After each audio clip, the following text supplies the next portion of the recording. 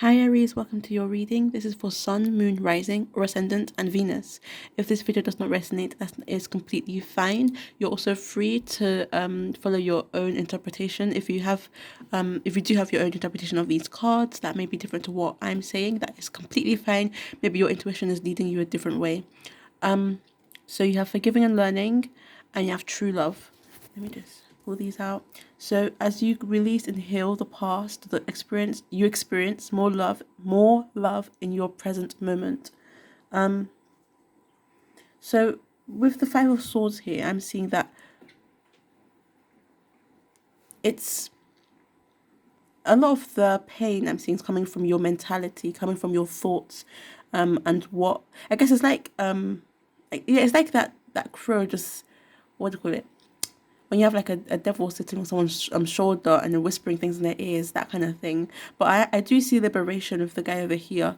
I'm seeing liberation from those thoughts, freedom from those thoughts. So you're being guided to clear your mind, to ignore any negative thoughts, any negative thinking, to, I guess, like a mental cleanse, maybe meditating, or maybe finding ways to step away from your mind, or finding ways to recognize when you are thinking negatively, when it is affecting you negatively. Like basically, and I am also seeing this as like shadow work as well, because of like the crow being black, I guess. But with the Tower card, the way for you to heal, like when a building breaks, when the building's wiped out by a tornado, it takes a while to build that building back up. The more people helping, the quicker it builds back up. So maybe having other people around help you, or maybe getting some advice from other people, but not too, like, again, too many cooks spoil the broth. So not too many people chipping in, but a good amount of people to help you out of any negativity, out of any negative thinking, out of any negative habits.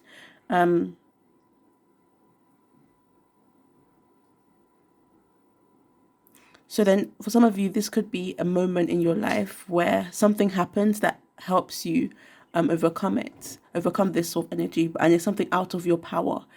So for some of you, it's the case of like building a building back up to basically, like, for some of you, it's like building something where it takes time and patience, and sometimes you need to understand the structure of the building to know how to build it up, and also maybe having a few extra hands to help.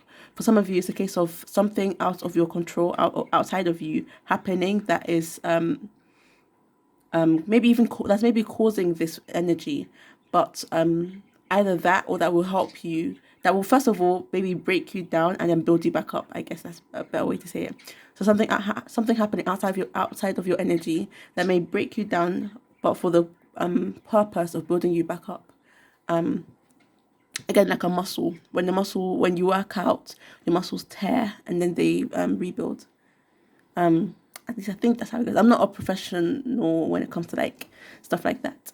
So true love card. I just drew up one card to kind of explain that. Just move this here.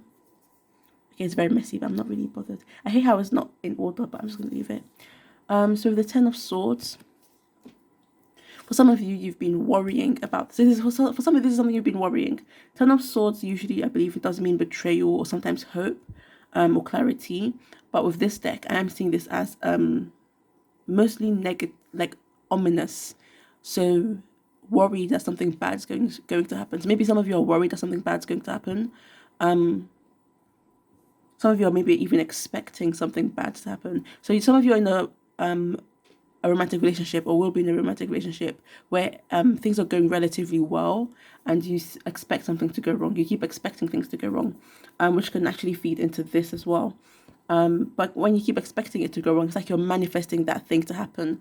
For some of you, for others of you, simply a case of,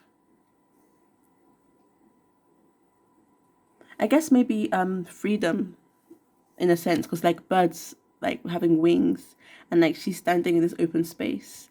I know they're blackbirds, so they do seem a bit ominous. So it could be maybe a romantic relationship where you've gone through a lot together, but you've each time you overcome something, you're now free from it.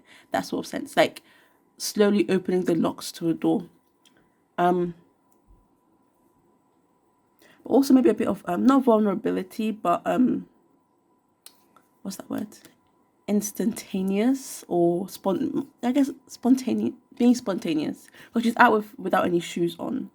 So maybe some of you it's the case of running away from something or walking out on a relationship, and maybe some of you have some regrets about that, about whether maybe whether you should have gone back, or maybe some things that happened, specific things, because there's several different blackbirds there. I'm not sure if they're, yeah, I think this one's definitely a crow. I'm not sure about these ones. Well, I'm guessing it will be. I'm guessing it is. So that's how I'm seeing this card. I'm not going to get too into it. It is a bit like bleak, and it's a yellow, but it's a dull yellow. It's a very dull and kind of babyish yellow, and the ground is very barren. There's no plants. There's barely any signs of life on that ground. So maybe even feeling worn out. So maybe you're in a current relationship where you're feeling worn out. So for some of you, it's more positive. For some of you, it's maybe a bit more negative. Leave that there. At the top of this deck, you have codependency. So addictions are affecting your romantic life. And it doesn't have to be like substance abuse. It could simply be maybe being, what's the word? It's weird to say addicted, but how do you see it? Being like addicted to a certain behavior. So maybe, for example, always getting angry at the same person, and I guess could be an addiction. What else? I don't know how to explain it. I'm not too sure. How do I explain this? So it could also be, for example, always hiding your feelings. But it could also be related to this Five of Swords energy as well. But there is liberation. There's like being broken down and built back up, or having others help you build yourself back up, especially if you've already gone through this not breakthrough, but like tornado moment. Then you have It's Safe for You to Love. That could be a message for this Ten of Swords. So 2 swords energy. You have deception. So maybe this is what you're worried about. You're worried about deception. Not that it doesn't have to mean that there is deception, but you could be worried about deception. At the back of the deck, you have Very Soon and Wedding.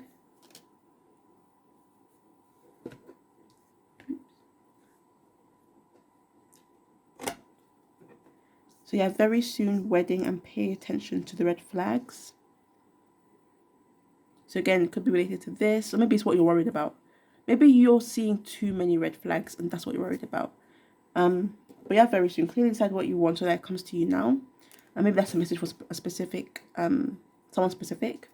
So wedding, this situation involves marriage. So maybe if you are married, or if you're thinking about getting married, or if you're worried about marriage with the Five of Swords. And at the top of this deck, you have the Knight of Wands. Being spontaneous, being joyful, being happy, fast-moving energy, fire signs, Sagittarius, Leo, Aries, being very lively and playful, having lots of energy. So this could be a future thing or a current thing or someone who's coming towards you, or for some of you it could be the energy you're embodying, or you will be embodying. Quite a lot of things there. Then you have the Page of Cups. So maybe not being sure where you stand. I'm seeing this as, so not being sure where you stand, maybe to do with this wedding, and clearly decide what you want. So maybe in your relationship, you're not sure where you stand, you're not sure the status of your relationship, or maybe you feel like you're not being put first. That could be maybe what the regrets are here. Maybe thinking about walking back. Because remember, this guy's feet are kind of separate from his legs. So I'm thinking of it as where he wants to be, being different to where he is. Then there's the Strength card. Knight of Cups. Then at the bottom of the deck, you have the Fool. So having to trust and jump in. So the Fool doesn't think about things. They act based on trust. They trust that they're being guided and act on that. So maybe that's the energy you need to embody. This sort of Knight of Wands Fool combination, where you trust your intuition, trust that passion, and follow you're basically following your passion, and not worrying about these sort of crows whispering any negative thoughts. Then after that, you've got the Queen of Cups, the King of Pentacles, and then the Eight of Cups, and one more, the King of Swords. So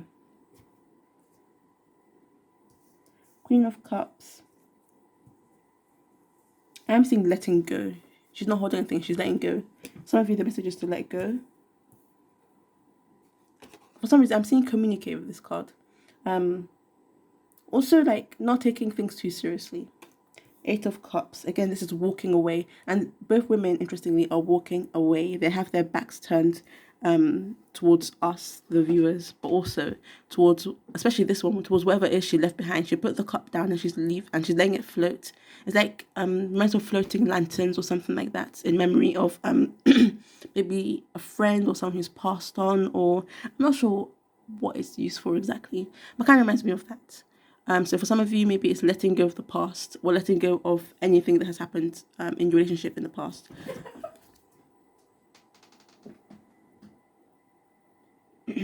Excuse that.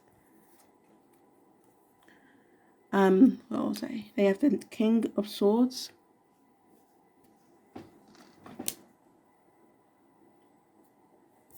You have the King of Swords. There's quite a lot of, again, there's freedom here, because there's lots of winged animals. There's knowledge. There's a sense of also darkness as well, with the bat and with the crow, and then with the dragonfly, a sense of maybe royalty.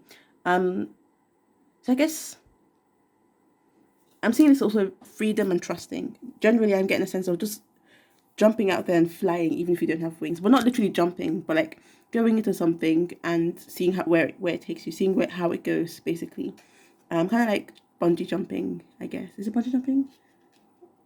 Parachuting, bungee jumping. I guess they're all in the air, so it should be fine. Anyways, thank you for watching. I'm going to leave this here. Hopefully this resonated. If it did, please do like, share, comment, or subscribe.